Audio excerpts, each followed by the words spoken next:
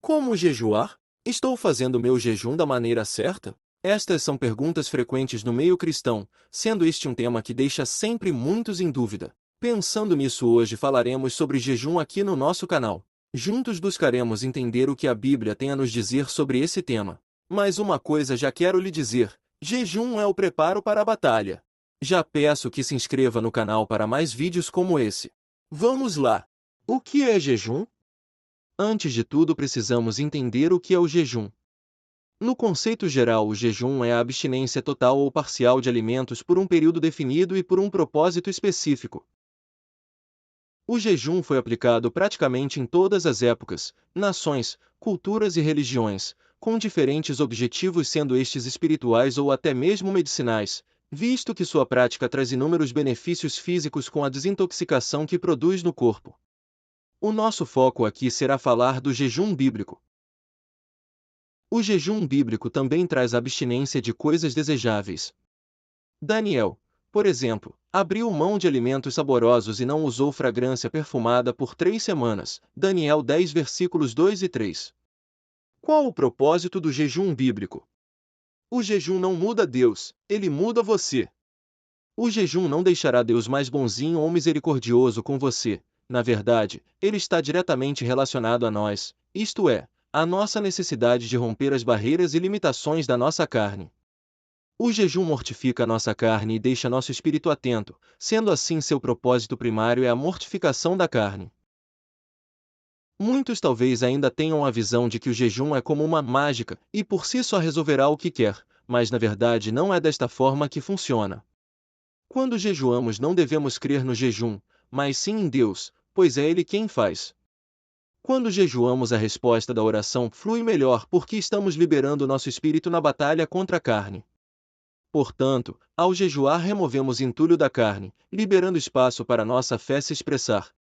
Apesar de a mortificação da carne ser o propósito central do jejum, vemos na Bíblia diferentes motivos para ele, como consagração, Números 6 versículos 3 e 4, arrependimento de pecados, 1 Samuel 7 versículo 6, Neemias 9 versículo 11, luto, 2 Samuel 1 e versículo 12 e capítulo 3 versículo 35, aflições, 2 Samuel 12 versículos 16 a 23, busca por proteção, Esdras 8 versículo 21 a 23, em situações de enfermidade. Salmos 35 verso 13, intercessão, Daniel capítulo 9 versículo 3 e capítulo 10 versículos 2 e 3, entre outros. Formas de jejum. 1. Jejum normal, abster-se apenas de alimentos sólidos. Neste caso, a pessoa que jejua ingere apenas água. Alguns acreditam que Jesus, ao jejuar 40 dias e 40 noites no deserto, absteve-se apenas de alimento sólido. Mateus 4 e 2. 2. Jejum total, abster-se de alimentos líquidos e sólidos. Na Bíblia vemos que Saulo de Tarso, após se encontrar com Jesus na estrada de Damasco, absteve-se de alimento sólido e líquido por 3 dias e 3 noites. Atos 9 e 9. Moisés, quando subiu ao Monte Sinai para receber pela segunda vez as tábuas da lei, absteve-se de alimento sólido e líquido durante 40 dias e 40 noites. Êxodos 34 e 27. Um verdadeiro milagre. 3. Jejum parcial, abster-se apenas de alguns alimentos. Daniel e seus 3 amigos se recusaram a comer das finas iguarias de Nabucodonosor, rei da Babilônia, e para isso ingeriram apenas legumes e água. Daniel 1 versículo 8, 12 e 15.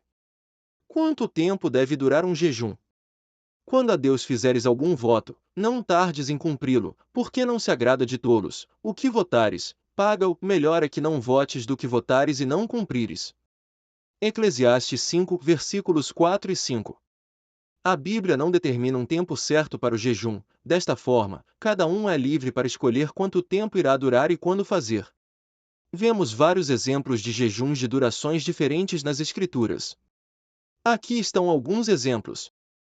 1 dia, o jejum do dia da expiação.